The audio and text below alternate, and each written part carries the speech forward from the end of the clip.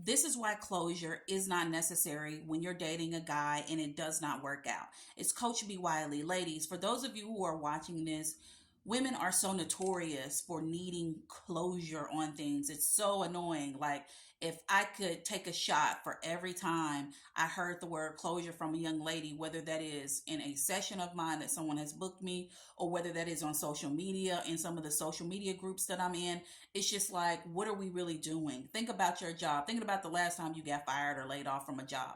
Did they give you closure? Did you have this feeling in your gut it was going to happen? Did something in your spirit say, something's not quite right here? I don't know. I don't know if I'm going to lose my job because I'm getting fired, or if I'm going to get laid off because I see that Becky over there got laid off and she's been here for 25 years. Whatever the case may be, it applies to when you're dating too. When you're dating, he's going to start to become distant. He's going to be up, down, and all around. He's going to be inconsistent. Usually, a guy isn't consistent, calling you, dating you, planning dates, spending time with you, going to church with you, praying with you, shoot, introducing you to his family and friends, and then poof, the next day, he don't want to deal with you. No, usually he takes you down through there. He's going to be distant. He's not going to be available. He's going to be busy. There's always signs there. Now, whether you choose to sweep those signs under the rug, ignore those signs, or believe in yourself that he's going to turn around and be the guy he was when you first met him, whatever your excuse is, it doesn't matter. You don't need closure because you're closing in as it's happening. He's giving you the closure as he's distancing himself from you, as he's not reaching out to you like he usually does, as he's not planning dates, as he's not being emotionally available, as he continues to not consider you, as he makes up these excuses as to why you're not spending time with each other, as he's canceling dates that he does plan. There's always a paper trail of behavior patterns that aren't going to be beneficial to you. You're not going to like the way he's acting. And so it's on you to decide, you know what? Let me go back over this. So let's just say you just got out of a dating situation. And when he showed up, he was pursuing you. He was planning dates. He was kind. He considered you.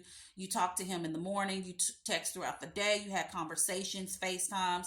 Like, there's no room for any dude to step in.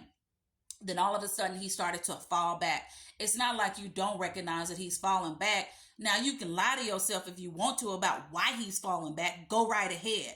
But you're still not going to get the closure. He's already closing the chapter. He's doing it gradually. Now, if you don't want to listen, pay attention, believe it, or if you think that you can fool him and trick him into coming back to you, then that makes you a fool. And I don't want you to be a fool. I want you to be smart. So anytime you have to think about, oh my gosh, he ghosted me, he left me on red, he broke up with me out of the blue, according to you, I need for you to rewind the tape and think about how it was over the last 2 weeks, how things have been with him over the last month, the last 90 days, however far you need to go back, rewind that tape. The signs are there. The signs are there. More so than not, the signs are going to be there. The red flags are going to be waving, and it's on you to recognize that. And then once it's all said and done, once he ghosts you or tells you up front, I don't want you, then all you need to do is say, okay.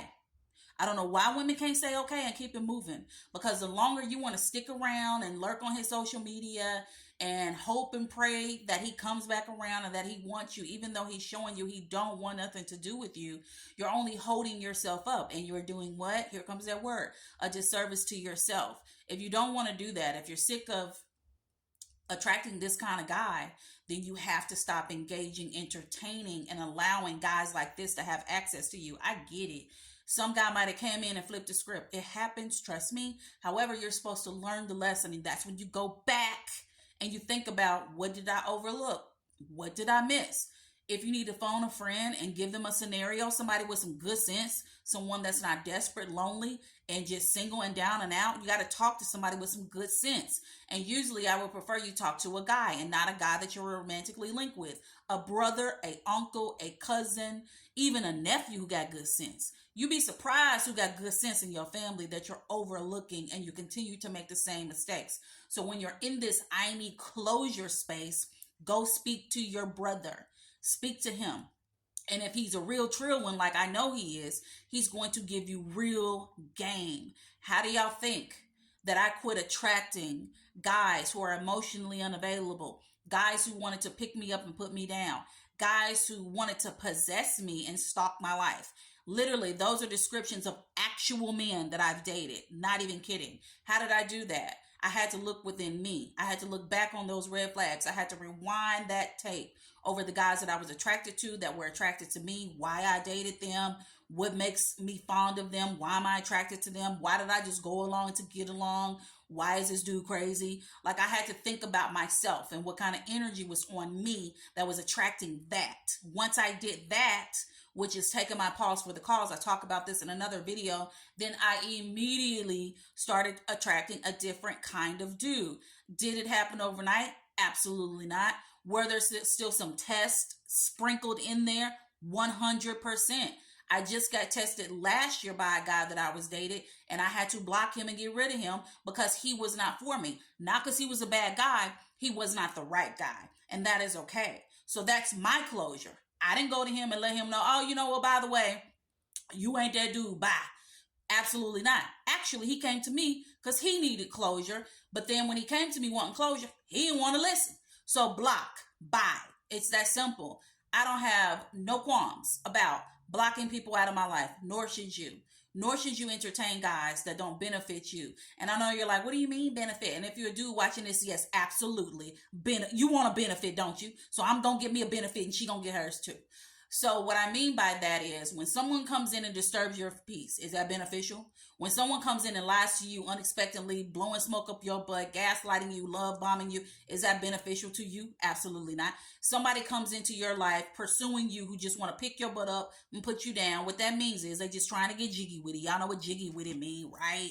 When they just trying to do that, is that benefiting you long term? Like, what benefits are you getting from getting closure from this dude when his behavior has shown you who he is? And why are you attracted to a dude who don't want you, who don't want to be around you, who is not attracted to you, who only wants to use you? I need for you to make it make sense because you're not. So instead of desiring closure, take that energy, close that chapter and block it and move on with your life and do better, be better, and your energy will attract better. Do you got it? If you've made it this far, feel free to like me here on TikTok, and then subscribe to my YouTube channel. Leave a comment down below on what you think about this video. I ain't about to go back and forth with y'all in the comments, but if you want to have a decent, intelligent, logical conversation, I can do that. But outside of that, guys, thank you so much for watching. I appreciate y'all. I missed about up to 2 weeks of not filming. Your girl, B. Wiley, behind the scenes, have been doing her thing. And so I've been having some things going behind the scenes, but I am back. And we're going to keep these videos going each and every day. So if you like this kind of content on dating and communicating, you subscribe and you follow. And then if you want a one-on-one with me, you go ahead and book it. That link is in my bio, mymentor.life, B. Wiley. And then if you want to buy my book, Hello, My Name is Single, that's available too on Barnes & Noble. Check your girl out. Talk to you later.